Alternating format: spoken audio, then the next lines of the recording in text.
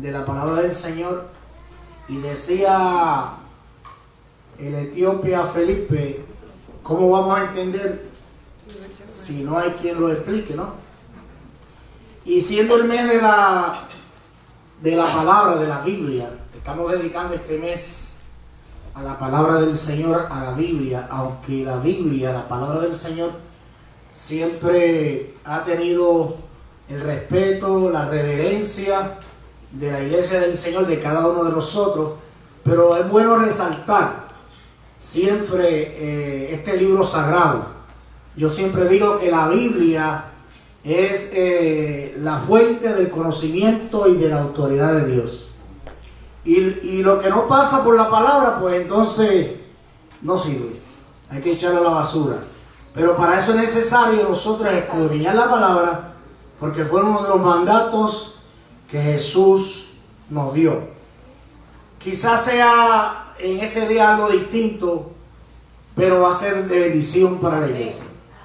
Así que yo estoy a la expectativa de que después de haberme preparado para este mensaje, Dios me utilice con poder, con unción, con gracia, y que la iglesia salga edificada en este día. Porque a veces malinterpretamos los versículos bíblicos. Abre tu boca que yo la llenaré. Pero ¿de qué la van a llenar si no nos preparamos, si no cumplimos los mandatos, las exigencias de nuestro Dios, que son imperativas, que son mandatos del Señor? Y la palabra del Señor, aparte de tener la interpretación, tenemos que buscar la revelación, el rema, el mensaje que hay detrás de esas líneas. Por eso les invito, mis amados, en esta tarde ya, a buscar el libro de Primera Samuel, el capítulo 3 de Primera de Samuel, y el capítulo 4. Vamos a considerar 2 versículos para tomarlo como plataforma a los efectos de traer la palabra del Señor, esperando que Dios nos hable en este día, que salgamos de aquí cuando nos vayamos edificados de su palabra. El tiempo que vamos a estar acá, pues que lo aprovechemos, que le pidamos al Señor a través de su Espíritu que nos hable. Primera de Samuel es el cuarto de los libros históricos. Son 9 libros históricos, y Primera y Segunda Samuel comprenden un solo libro dentro del canon bíblico. Por eso decimos que son 9. 5 libros del Torah o Pentateuco, desde Génesis, Éxodo, Levítico, Número y Deuteronomio. Y luego empiezan los libros históricos, desde Josué, Jueces, Ruth, Primera y Segunda Samuel, Primera y Segunda Reyes, Crónica, Esdras, Nehemías y Esther, que son 9. Samuel, me llama la atención que aparte de ser clasificado dentro de los libros históricos, es un personaje que nos impacta realmente, porque ejerció 3 ministerios poderosos que están en la palabra. El primero de los profetas, la evidencia está en Hechos. El último de los jueces y sacerdote también. Y de eso vamos a hablar ahorita un poquito. No quiero entrar en detalle, ya que vamos a la palabra. Y yo siempre que les pido que busquen la palabra, yo me detengo para esperar que busquen la palabra. Porque a veces vemos gente, vamos a abrir la Biblia en el Salmo tal, igual por ahí para abajo, por allá pasando las páginas. Y yo creo que a la palabra de Dios hay que darle la reverencia y el espacio que la palabra se merece. Estamos en lo cierto, ¿verdad? Es la palabra de Dios. Y aún usted leyendo esa palabra en esta hora, esa palabra tiene vida para ministrar a su vida en esta hora. Y mire lo que la palabra del Señor nos habla en Primera Samuel, capítulo 3, versículo 1. ¿La tenemos? Amén. Gloria sea el nombre del Señor. Bendito el nombre del Señor. Dice la palabra del Señor, en el nombre del Padre, del Hijo y del Espíritu Santo. Amén. Dice que el joven Samuel ministraba a Jehová en presencia de Elí, y la palabra de Jehová, ¿qué pasaba con la palabra? Escaseaba en aquellos días. Entonces dice que no había mucha visión con frecuencia. Porque cuando escasea la palabra de Dios no hay visión, no hay revelación, no hay rema. Aleluya. Dios no nos puede hablar si hay escasez de la palabra. La versión antigua dice que la palabra del Señor era estimada en ese tiempo, se necesitaba. Y yo le doy gracias al Señor porque en esta iglesia aquí hay líderes como Luz María, Glamari, Luis, Pochi, tenemos a Luz de González, se me queda algún maestro para que después no diga que no lo mencioné, Nereida, Luis Vargas está aquí, que son gente que Dios los está utilizando como maestros de la palabra para bendecirnos en la palabra. Y cuando la palabra se presenta, hermano, tiene que haber visión. Cuando hay palabra de Dios y cuando la palabra es una vivencia, porque yo puedo tener el conocimiento de la palabra y si no le llevo a mi corazón y si no digo lo que ahí dice, es como címbalo que resuena y retiñe. Ahora pasamos al versículo 18 del capítulo 4 y mire cómo dice el capítulo 4 versículo 18: y aconteció que cuando él hizo mención del arca de Dios, Elí cayó hacia atrás de la silla al lado de la puerta y se desnucó y murió, porque era hombre viejo y pesado y había juzgado a Israel 40 años. Pero antes de esto, si vamos al contexto, vamos a ver que era ya Elí de edad de 98 años y esto surge como partiendo de la premisa de que allá en el llamamiento de Samuel la palabra escaseaba, no había visión con frecuencia y hay unas consecuencias cuando no hay visión, cuando no hay palabra de Dios, porque el arca de Dios, el arca del pacto, el arca del testimonio, que ahorita vamos a hablar de eso, había sido tomada. Ayúdame a orar. Aleluya. Gracias te damos por tu palabra, Señor. Te bendecimos en este día y te glorificamos. Te damos gracias porque tú eres bueno, porque para siempre es tu misericordia, Señor.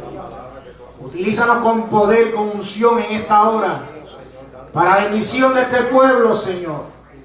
Y para que tu palabra, Señor, en esta hora cumpla el objetivo por el cual ha de ser suministrada. Espíritu Santo, toma control de nuestras mentes, nuestros corazones, nuestro espíritu, Señor, para que tu palabra en esta hora no tenga estorbo, sino que fluya, Señor, y veamos la importancia de tu palabra. En el nombre de Jesús. Amén.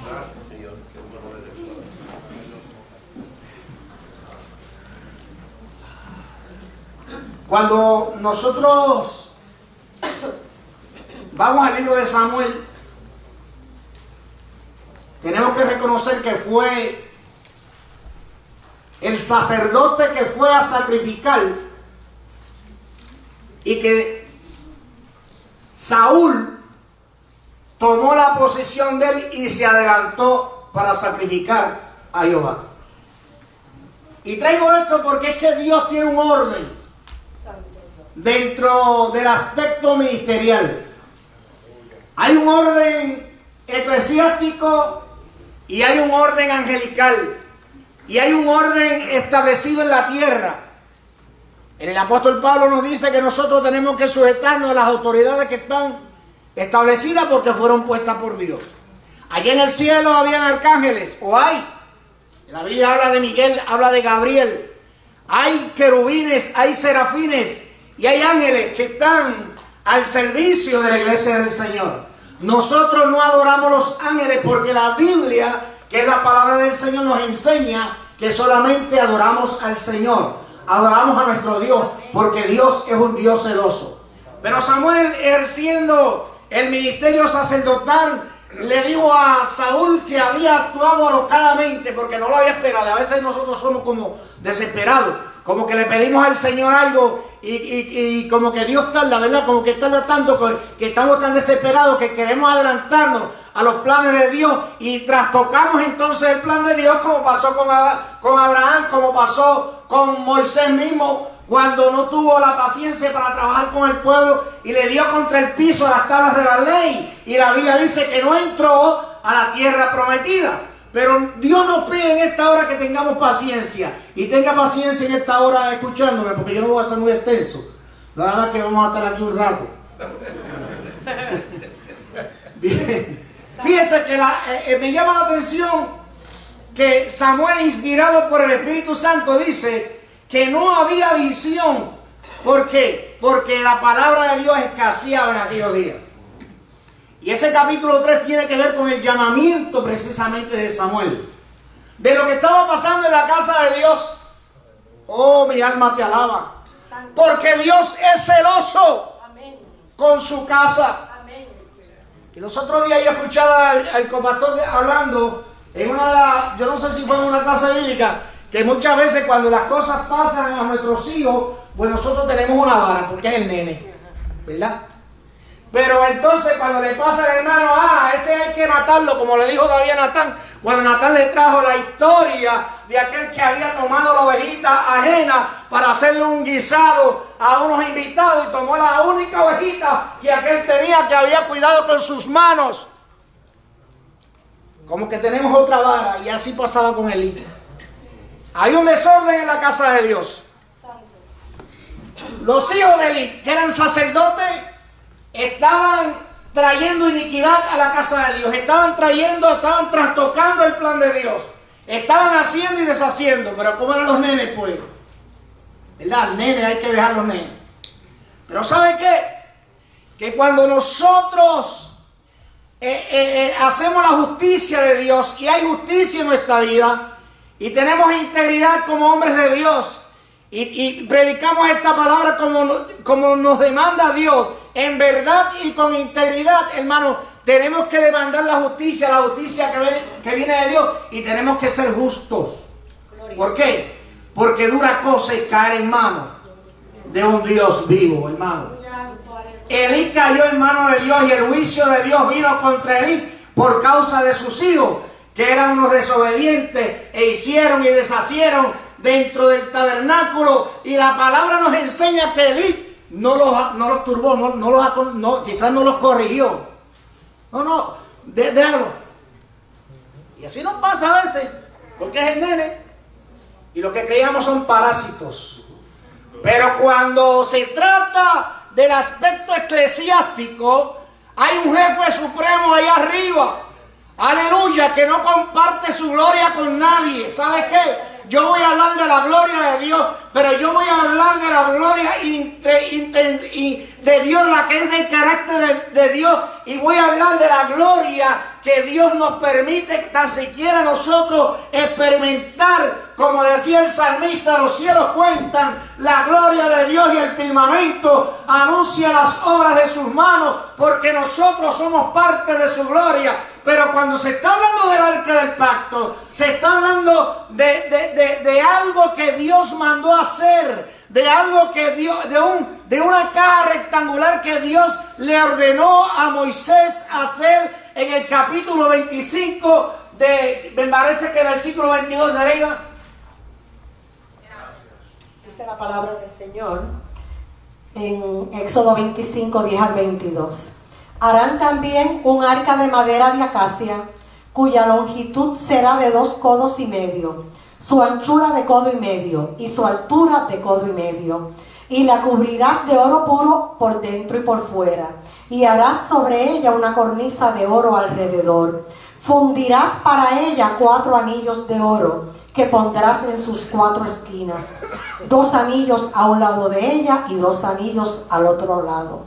Harás unas varas de madera de acacia, las cuales cubrirás de oro, y meterás las varas por los anillos a los lados del arca, para llevar el arca con ellas. Las varas quedarán en los anillos del arca, no se quitarán de ella, y pondrás en el arca el testimonio que yo te daré. Y harás un propiciatorio de oro fino, cuya longitud será de 2 codos y medio, y su anchura de codo y medio. Harás también 2 querubines de oro, labrados a martillo los harás en los dos extremos del propiciatorio. Harás pues un querubín en un extremo y un querubín en el otro extremo. De una pieza con el propiciatorio harás los querubines en sus dos extremos. Y los querubines extenderán por encima las alas, cubriendo con sus alas el propiciatorio, sus rostros el uno al frente del otro, mirando al propiciatorio, los rostros de los querubines. Y pondrás el propiciatorio encima del arca, y en el arca pondrás el testimonio que yo te daré. Y de allí me declararé a ti, y hablaré contigo de sobre el propiciatorio, de entre los dos querubines que están sobre el arca del testimonio, todo lo que yo te mandaré para los hijos de Israel. Gloria sea el nombre del Señor. Miren, hermano, Aleluya. añadiendo a las exigencias de Dios y a las especificaciones que Dios da en la palabra, Santo. porque cuando hablamos del arca del pacto, yo estaba hablando ahorita con los miembros del discipulado y no sabían, muchos de ellos, otros sabían, otros no. Pensamos en un barco, pensamos en qué sé yo, otra cosa.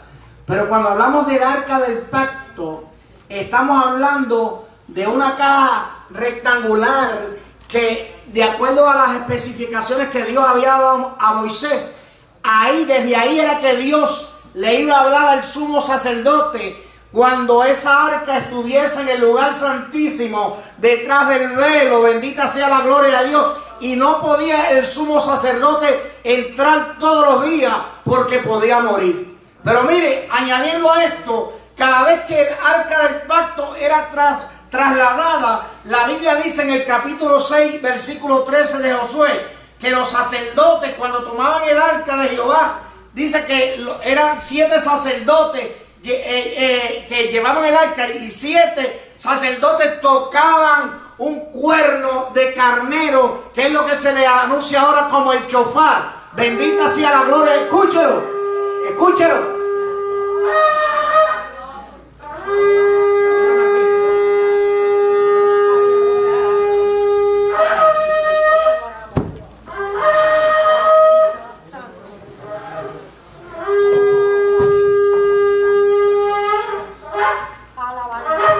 Estamos haciendo una réplica de lo que la palabra del Señor nos está enseñando. Es una forma de enseñar a la iglesia. Desde aquí, desde este propiciatorio, desde este arca que era un ícono para el pueblo de Israel, que representaba la gloria de Dios, que los levitas, los sacerdotes, la traían esa gloria en los hombros. Ahora esa gloria dejó de llevarse en el hombro, y ahora esa gloria Dios permitió, aleluya, que tú la experimentaras en el templo, porque nos dio el privilegio ahora de entrar al lugar santísimo, detrás del velo, aquel velo que se rasgó. La Biblia dice que cuando Cristo murió, el velo del templo se rasgó y te hizo a ti real sacerdocio. La Biblia dice que somos reyes y sacerdotes. Ahora ningún hombre tiene que interceder en favor tuyo. Yo intercedo en mi oración, pero nadie puede perdonar tus pecados, solamente Jesucristo. Dice Hebreo que está a la diestra del Padre, Jesucristo, para interceder por ti, para interceder por mí. Aleluya. Y nosotros tenemos que entrar confiadamente. Aleluya. Aleluya. Bendita sea la gloria del Señor. Bendecimos al Señor. Confiadamente entramos, porque Dios trabajó en diferentes tiempos, diferentes dispensaciones, de formas diferentes. Bendita sea la gloria. Pero como la palabra de Jehová escaseaba en aquel día, los hijos de Eli no tuvieron temor, no tuvieron reverencia de lo que es sagrado, del celo que tiene Dios en su culto, porque Dios es celoso en su culto. Antes que la lámpara de Jehová se apagase, mi hermano, Dios tuvo que hablarle a aquel joven para que le hablara el líder, aleluya, que permitía tanta corrupción y tanta dejadez dentro del culto a Dios. Aleluya, santo. No sé si usted me está entendiendo. Aleluya, santo. Aleluya. Oh, gloria a Dios. Aquí lo que dice es que este hombre Dios lo mató, Porque cuando le trajeron la noticia de los hijos que habían muerto, no sé cuál sea la reacción de él, porque la Biblia no lo dice, pero dice, cuando se enteró, el versículo 18 del capítulo 4, que el arca de Jehová había sido tomada, dice la palabra del Señor, y aconteció que cuando él hizo mención del arca de Dios, Elí cayó hacia atrás de la silla al lado de la puerta y se desnucó y murió, porque era hombre viejo y pesado y había juzgado a Israel. Pero aún siendo el líder, Dios trajo un justo juicio, porque Dios nos da retribución de lo que nosotros hacemos. Espero que Dios te dé bendición, bendición, bendición. Si tú y yo, aleluya, no somos dirigentes con las cosas del Señor. Si tú y yo no tenemos dedicación a las cosas del Señor. Cuando nosotros le damos tesón y le damos esmero a las cosas del Señor, entonces Dios se preocupa de nuestras cosas. Porque muchas veces buscamos primeramente las añadiduras. Y entonces después venga el reino de Dios y su justicia. Pero eso no es aquí. Gloria a Dios, te adoramos. Ahí en esa arca, quiero que me ayuden ayúdenme aquí. Aquí en esta etapa, así simbólicamente, estos eran símbolos de los querubines. Aquí había sangre. Aquí el sumo sacerdote rociaba la sangre sobre el propiciatorio. Aquí estaban las tablas de la ley también dentro de esa arca, para que este pueblo las escribiese no tan solo en las paredes, en las ventanas, en la puerta, sino para que la llevase en su mente y el pueblo la repitiese a sus hijos y a los hijos de sus hijos.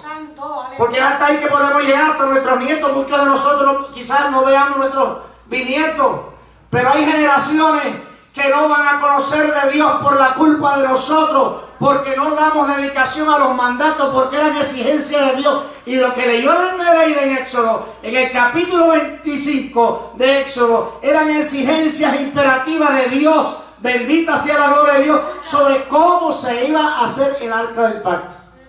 Las medidas, los querubines, la vara de Aarón, la vara de Aarón, tipo de liderazgo, tipo de guianza. El salmista decía, tu vara y tu callado me infundirán aliento. También Dios permitió que tuviese un gomer de maná. Un gomer de maná. ¿Para qué? Porque Dios es el Dios de nuestra provisión. Dios es el que te suple. El maná cayó en el desierto para alimentar al pueblo. Pero una de las cosas que Dios demanda a la iglesia, que pidamos el pan nuestro de cada día, todos los días, le pidamos al Señor, aleluya, de ese pan que Él nos va a dar, la comida, todo lo que tenemos, nuestro trabajo, todo proviene del Señor. Todo Dios nos da la salud, nos da la bendición de trabajar en diferentes posiciones, aleluya, para bendecir a nuestra familia, para bendecir a otros, y porque eso es sustento de Dios. Denle un aplauso al Señor.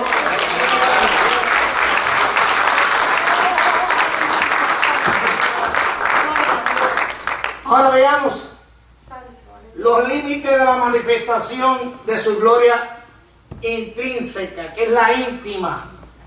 Es una palabra de domingo. Miren, esto es lo que tiene que ver con la perfección interna de Dios. El capítulo 19 de Éxodo, desde el versículo 21 al 24, aquí Dios le da una orden a Moisés, diciéndole a Moisés que no traspase los límites, porque Dios se iba a manifestar en el monte Sinai, y con quien Dios quería hablar era con Moisés. Wow, como está ese líder, papá. Que Dios podía hablar con él. ¿Y sabe lo que Dios le dice? No, ni los sacerdotes se acerquen al monte, y dile al pueblo que guarde distancia, porque había que guardar distancia entre el arca. Los que llevaban el arca no eran cualquiera, eran los hijos de Coat, los coatitas. Dios lo había especificado, que los hijos de Coat eran los responsables. No era montarlo en un carro de bueyes como hizo David, como si fuera cualquier cosa. Y ahí Dios tuvo que matar a Usa, hijo de Abinadab, porque quiso hacer algo bueno, sujetar el arca para que no se cayera. Pero esa no fue la orden de Dios. Esa no fue la orden de Dios. Dios le dijo que tenían que llevar en los hombros. Dios le dijo que tenían que llevar los coatitas. Dios le dijo que los sacerdotes tenían que ir al frente. Dios le dijo que había distancia entre el arca y el pueblo. Y a Moisés le dijo, mira, Santo, gloria a que Dios. el pueblo no se acerque porque van a morir. Santo. Dios de amor, ¿sabe? Aleluya. El Dios de amor, Santo. fuego consumidor también, porque a veces tiramos el amor tanto, porque Dios es amor y Dios es misericordioso. Y Jesús perdonó a aquellos que estaban allí, que lo crucificaron. Aquellos que crucificaron a Jesús eran unos impíos, no conocían al Señor. Los de Nínive también eran otros impíos. La Biblia dice que el pecado está en aquel que sabe hacer lo bueno y no lo hace. Una cosa es el trato de Dios con la iglesia, entienda esto, con usted, conmigo, y el trato de Dios con el impío. Es diferente, porque para la iglesia Dios quiere unas exigencias mucho más, hermano, mucho más elevadas. La iglesia tiene unas exigencias que conllevan mucho, pero mucho compromiso. Aleluya. Por eso Pablo dice, mira, cualquiera que llamándose hermano fuera un mentiroso, o fuera un fornicario, o fuera esto, lo otro, no te juntes con él. Dice en el capítulo 5, 1 Corintios, ni comas con él. Ay, ¿dónde está el amor de Dios? Y le dice a Timoteo, oye, y a esos que aparentan tener piedad, porque hay gente que te da un abrazo, y usted sabe, y la puñalada, Dios te bendiga, aleluya, te amo. Apariencia de piedad. Y lo describe en el capítulo 3 de 2 Timoteo, me parece, por ahí. Intemperantes, crueles, aborrecedores del bien, traidores, infatuados. Palabra de Dios ahí escrita, dice, evítalo, sácale el cuerpo. Pero cuando se trata de hombres y mujeres de Dios, hombres de bendición, con toda nuestra fragilidad, con todas nuestras fallas, cuando reconocemos que Dios puso este ministerio en vaso de barro para que la gloria y la excelencia fuera de Él, cuando reconocemos como aquel publicano que no se atrevía a levantar su cabeza hacia el maestro, cuando el fariseo decía, yo no soy como este porque yo ayuno, yo sí que diezmo, y yo hago esto, y yo hago lo otro, este no, aleluya. Y dice la palabra que Dios vio con agrado aquella oración de aquel hombre que decía, sé propicio a mi pecador, porque yo reconozco mi falta, porque yo reconozco, mi alma te alaba. Yo creo que no me están entendiendo. Aleluya. ¿Alguien entiende? ¿Alguien entiende? Wow, que puso esto en vaso de barro.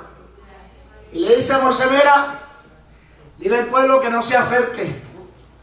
Esa es la gloria intrínseca. Ahora, cuando hablamos de la gloria intrínseca y cuando hablamos de gloria, tenemos que definir que es la expresión de la excelencia del carácter de Dios y la perfección de los atributos de Dios, que Dios es un Dios todopoderoso, que Dios es un Dios omnisciente, que Dios es un Dios, aleluya, omnipresente, que Dios es un Dios soberano, que Él hace como Él quiere porque Él es soberano y nosotros no somos quienes para cuestionar a Dios. Alabado sea Dios. Dice que estos hechos manifiestos están en la creación. Cuando Habacuc decía, su gloria cubrió los cielos y la tierra se llenó de su alabanza, y el resplandor de la gloria fue como una luz, aleluya, y rayos brillantes. Ahí estaba la gloria de Dios, y ahí estaba la gloria de Dios. Dios nos permite, aleluya, palpar esa, porque la otra nos mata. Si el sacerdote estaba mal, entraba al lugar santísimo y ahí moría. Aleluya, santo Dios. Si fuera ahora la funeraria, tenían que poner al lado los templos. no es que yo sea el mejor. Yo tengo una aureola aquí de santurrón. Yo tengo mi defecto también. Aleluya, santo. Gloria a Dios. Mi Hay mentirosos por ahí. Mi alma te alaba, Dios. Y buscones también. Aleluya, santo. ¿Y sabe por qué Dios no los mata? Por su misericordia. Pero ¿sabes qué? Que aunque estamos en un nuevo pacto con mejores promesas, dice la palabra, en este pacto Dios mató a Ananías y mató a Zafira. ¿Lo mató? En la gracia. Muerto por haber mentido al Espíritu Santo. Y Elí no corrigió la casa de Dios. Y se llevaron el arca del pacto. Y las consecuencias están aquí en la palabra. Bendita sea la gloria del Señor. Las consecuencias de hombres que minimizaron, que tuvieron en menos lo que era la santidad de Dios. Si usted se busca en el capítulo 6 o 5 por ahí del libro de Daniel, usted va a tener la historia del rey Belsasar, rey de Babilonia. Cuando Nabucodonosor se llevó los vasos sagrados del templo, se los llevó a Babilonia, porque se llevaron el reino del sur, a los de Judá cautivo, y ya Jeremías se lo había dicho. Por eso yo hablo este mensaje. Yo no vengo aquí a entretener a nadie, yo hablo la palabra, porque es mi responsabilidad. Hay por ahí otro sitio que entretiene a la gente, donde wow, tremendo, wow. Salen llenos de la mente de mariposas y cosas, pero nada en el corazón. Nada que te llegue al corazón, que te compunga, que no seamos pusilánimes, que son gente de doble ánimo, que no tienen interés, que vienen al templo a ver qué pasa, vamos a ver qué trae el predicador, vamos a ver qué trae el ministerio de oración, vamos a ver qué pasa hoy. No, sino que sea un compromiso de corazón. Que tú te rindas a Dios y le dices, Señor, muéstrame tu gloria. Esa gloria que tú permites, Señor. Esa gloria que antes se llevaba, aleluya, en los hombros, a través de los sacerdotes. Que yo la vea manifestada en mi vida, en mi corazón. Señor, aún como soy, aún siendo vaso de barro, aún siendo frágil, que tú me tomes en tu puño, en tu mano, y me guardes. Aleluya, para ayudar tu grandeza. De una aleluya. Qué bueno el Señor. Aleluya. El rey Belsasar menospreció la gloria de Dios. Se creía que era un juego. Y tomó los vasos sagrados, dice la Biblia, en el capítulo 5 o 6 por ahí de Daniel, el 5, dice que tomó los vasos sagrados para darse juanetazo, como dicen en mi barrio, en Palmasal. Yo soy un íbaro de campo, ¿sabes? Usted me perdona. Soy un pastor que es un íbaro de campo. Yo se lo cojo un fogón. Sé buscar leña, sí, sé buscar leña en el monte para llevarla a mi mamá para que hiciera la habichuela. Viví como 15 años sin luz. No había nada de eso. Ahora la gente no puede, tanta tecnología, y no pueden vivir 2 años ni uno. Y no digo esto por nada, ¿sabes? Pero es que los tiempos eran difíciles. Y esto de que iba para allá, no era que iba, es que me llevaban. Que voy a orar, no, que tienes que orar. Que híncate ahí. Que los muchachos no podían contestarle a su papá porque ahí te iba el soplamoco. Ahora no, ahora, ¿verdad, teniente? Que ahora es maltrato. Ahora es maltrato. ¿Y qué está pasando en nuestra sociedad? Le estoy hablando de esto, yo siento a Dios de una forma especial en mi corazón en esta hora, cuando yo te traigo este mensaje, porque Belsasar menospreció a Dios y empezó a hacer fiesta con las concubinas, hasta que Dios le habló a aquel rey impío a través de un dedo en la pared, unas letras que él no entendía. Dice la Biblia que él palideció. Mené, mené, tekel, uparsin. ¿Qué es eso? Ni los sátrapas ni los adivinos pudieron definir qué era aquello. ¿Sabe qué? Por ahí había un hombre de Dios, un hombre que Dios le había revelado, porque la palabra, aunque era un momento de crisis, no escaseaba en el tiempo para Daniel, tampoco escaseaba en el tiempo para Ezequiel, que fueron llevados cautivos, aleluya, al imperio babilónico, que lo hicieron eunuco por la causa de Cristo. Y Daniel dijo: no, yo sí que sé, a mí Dios me usa, muchacho, yo sí que no. Aleluya. Bien humilde. El Dios que yo le sirvo. Santo Dios, aleluya. Santo. Y, H, W, H, esas 4 consonantes. Aleluya. Que los mazaras le pusieron las vocales. Aleluya. Al hebreo le pusieron sus vocales. Yahweh o Yahvé, que ahora se conoce como Jehová, el Dios de Israel. Ese me va a dar a mí, aleluya, la revelación de esas letras que tú viste, que tú no entiendes. Aleluya. Santo. Gloria a Dios. Aleluya. Mené. Contó Dios tu reino, papá, y le puso fin. Elí murió desnucado, los hijos Dios los mató. Y aquí este rey Dios le estaba dando también el ultimátum. Tequel, pesado ha sido en balanza. Belsasar, y fuiste hallado falto. Ajá, sigue por ahí. Uparsí, muchas traducciones dicen Pérez. Tu reino ha sido roto y se lo voy a dar a los medos persas, a Ciro y a Darío. Y la Biblia lo dice, Daniel se lo profetizó y Dios lo cumplió. Por utilizar las cosas sagradas de Dios a la ligera, como si esto fuera un vacilón. Oh, yo siento a Dios en esta hora, porque mire, yo creo que aquí no hay más bromista que yo. No, aquí no hay una persona que haga más chiste que yo. Pero cuando se trata de las cosas de Dios, aquí, bueno, sí pueden haber serios aquí, porque todos ustedes, pero esto hay que darle seriedad. Esto no es un vacilón, esto no es una discoteca, esta es la casa del Señor, este es el tabernáculo de Dios. Dele gracias al Señor porque ya el velo se rasgó, porque usted puede llegar al lugar santísimo confiadamente, al trono de su gracia, y pedirle al sumo sacerdote que tenga compasión de nosotros, porque Él también se hizo humano y nos conoce. Y Él conoce nuestras debilidades, conoce nuestras flaquezas. Aleluya. Quiere decir que hay un celo de Dios por sus cosas. Pero el Dios de las misericordias siempre nos advierte.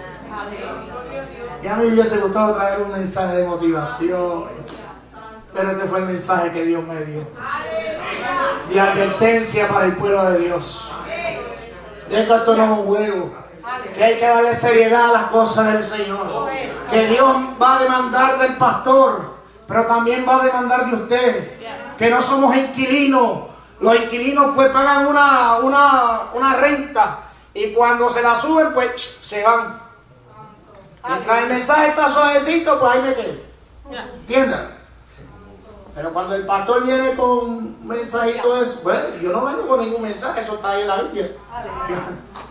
No es mío, es de la palabra de Dios. Y yo le estoy predicando palabra de Dios. No es algo que yo me lo inventé. Yo estoy predicando que nosotros podemos traspasar, desterrar la gloria de Dios cuando no le damos a la gloria de Dios el respeto, aleluya, la reverencia que Dios merece dentro de su santo templo. Cuando Él dice: calle delante de mí toda la tierra, entrad por sus puertas con acción de gracia, aleluya, por sus atrios con reverencia, porque yo, Jehová, habito en mi templo. Usted y yo escogimos este domingo para bendecir al Señor. Escogimos este domingo para glorificar al Señor. Escogimos este domingo para entronar al Rey de Reyes y Señor de Señores. Póngase en pie. Aleluya. Aleluya. Mi alma adora al Señor. Oh, gloria a Dios. Gloria a Dios. Wow. Adore al Señor un momentito. Aleluya. Santo el Señor. Yo no sé si los coatistas pueden tomar el arca. Aleluya.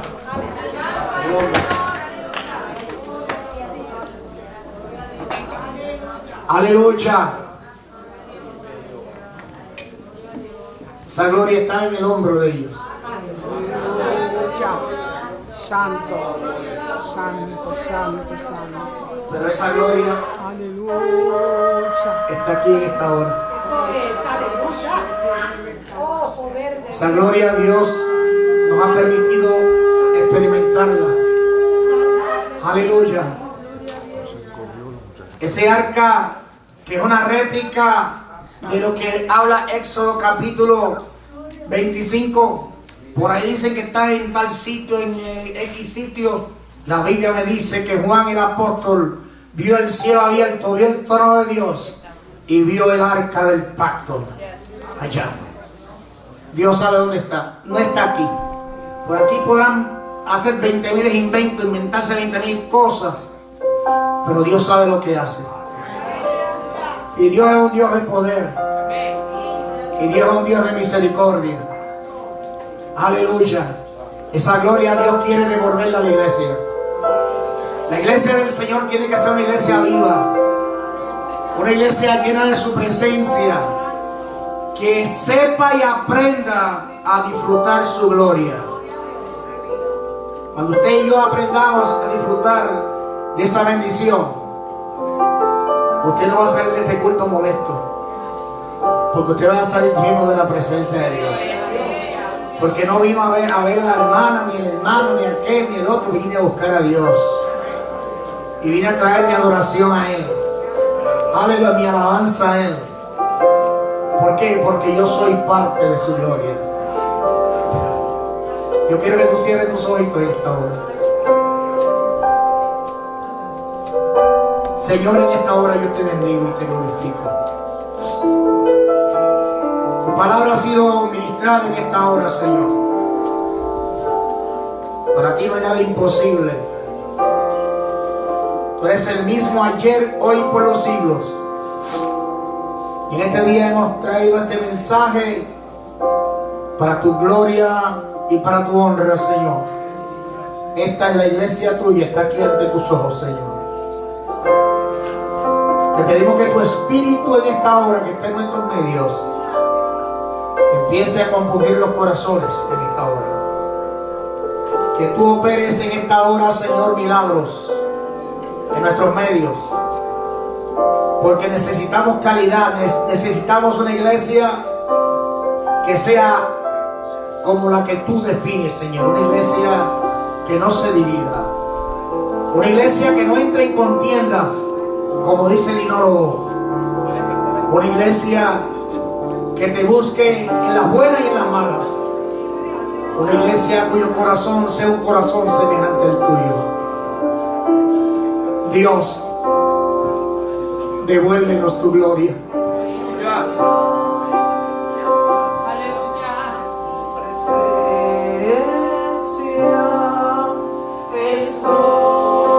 Aleluya. Devuélvenos tu gloria, Dios. Señor, en que hemos fallado. Estoy, Señor, lleno de amor por ti. Aleluya. Todo mi casa es para ti. Aleluya. La alabanza y la gloria tuya son. ¿Cuál es la razón? Tú eres la razón de mi adoración. Eres todo para mí. Y es que todo aquí en tu casa es para ti. La alabanza